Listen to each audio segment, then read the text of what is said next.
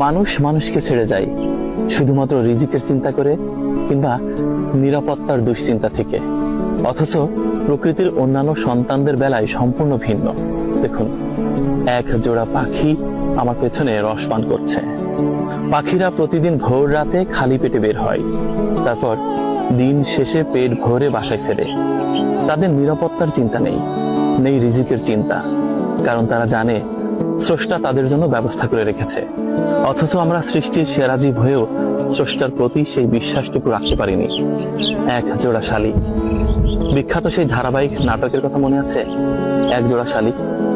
আমার পেছনে নানা রঙের পাখি, তার মধ্যে মাঝে মাঝে এক জোড়া শালিক এসেও সুমিষ্ট রস পান করছে।